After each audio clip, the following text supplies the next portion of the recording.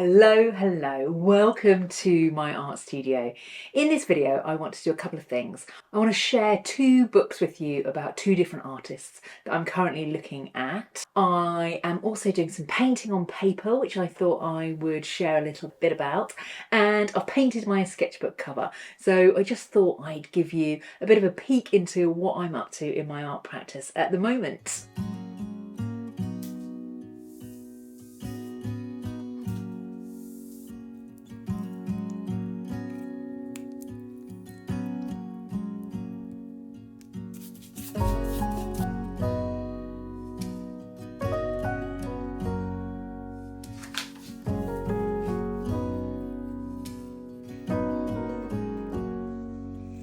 If I wrote you a song, if I got every word. This is one of my big sketchbooks, which is an A3 sketchbook. It's from a company called Dale Rowney.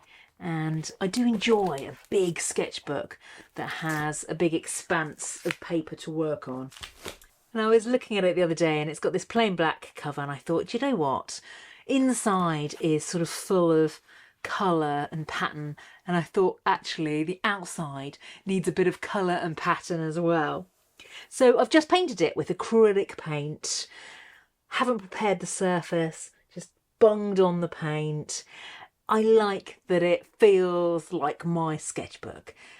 I've been thinking about a sketchbook as a sort of place of refuge of late. Sketchbook is a little corner to create a safe haven, a place to be yourself, find yourself, a cosy corner for me to create in. It's a little bit like that quote from Virginia Woolf, every woman needs a room of one's own. And that's how I feel about my sketchbook, actually. It's a personal safe haven, refuge, place to hang out. So I've just got this book, which I'm really enjoying, and it's a catalogue of an exhibition that John Walker, the painter, had in Messums Art Gallery in London in Cork Street earlier this year, and I missed the exhibition. I've only just seen these paintings and I'm really loving them. I've been enjoying reading about his paintings and a little bit about his process. These beautiful sort of semi-abstract paintings. He was born in 1939 in Birmingham in the UK, but he currently lives in Maine by the sea. And these paintings are a sort of representation of seascapes, really.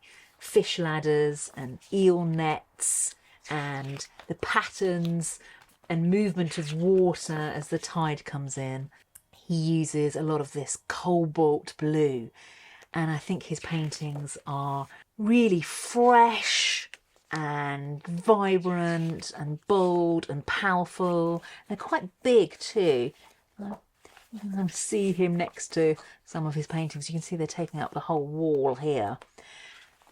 And I just really love them. So one of the things it says in the book about Walker is, surrounded by water on the peninsula of land where he lives and works, Walker's paintings are a testament to his sustained engagement with the visible world. Not in a literal sense, but something more primal and poetic. He does a lot of drawing. It said here he can do hundreds of drawings over a number of days.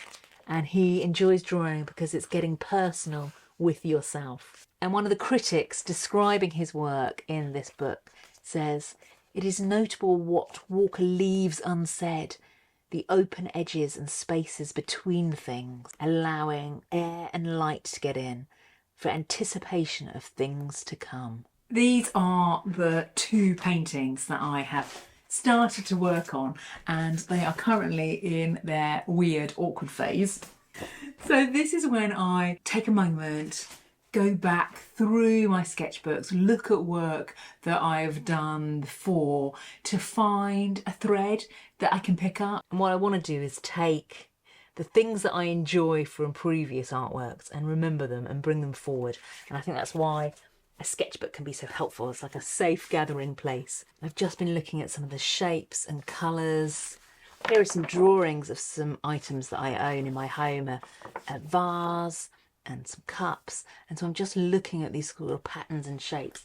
And I'm really drawn to these sort of triangular shapes. I look back through my art and it's just a collection of repeats. I've always got things going on that involve triangles, big spots, blue and white. I love blue and white next to bright colours, and I think that's why I was so drawn to the work of John Walker. I mean, obviously our work's very different. His use of blue and white I find really beautifully appealing.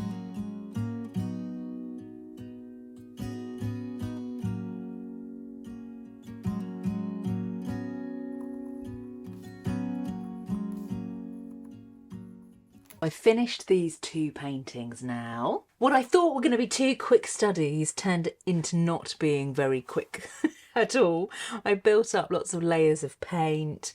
I've added in some pencil detail, some gold paint, and now I need to take off the masking tape, which has been on for quite a long time. So I'm going to use a hairdryer to heat the masking tape, and hopefully it will come off nice and cleanly. So this is the second book I wanted to show you. It's about the artist David Mankin, and it's called Remembering in Paint, and it's written by the writer Kate Reeve Edwards. Mankin is a contemporary abstract painter from Cornwall, and really this book is Kate interviewing Mankin, trying to unpick and unravel his process, and it's him talking about the process of painting. I'm really loving the way she writes. She writes beautifully. Let me read you a little bit about her coming to the studio. Every surface of the studio is covered in mottled splatters of variated blues: cerulean, cobalt, cyan,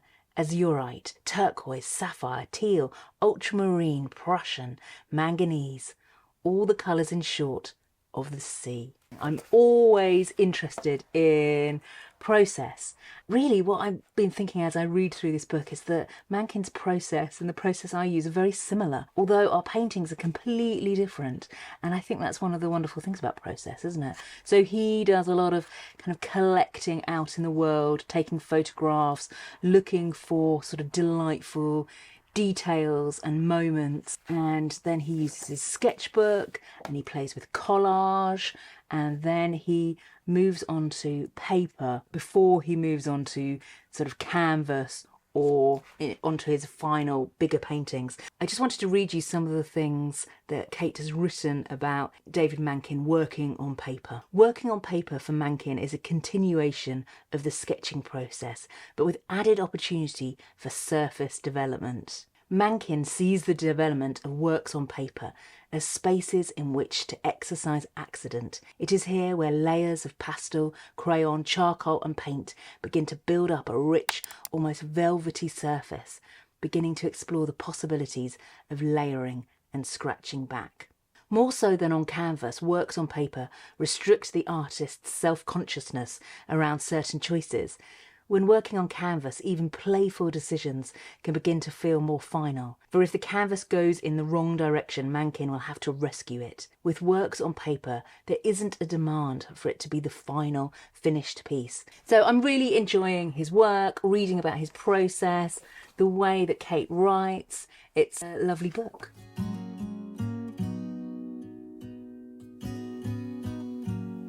Two finished paintings which I have called A Vibrant Life. They are loosely inspired by some of the objects in my home, some of the drawings in my sketchbook, and they are made on paper. And I started with a clear layer of gesso and some masking tape. Then I built up layers and layers of paint. I finished with some pencil detail and some gold paint. Before I took the masking tape off, I added a layer of UV varnish to try and protect the bright colours. So there we are, a little bit of my process, a little bit about what I'm up to in my art practice. It's such a treat to have you along. Thank you for watching, and I hope there was something in this video that was interesting to you and helpful for your art practice.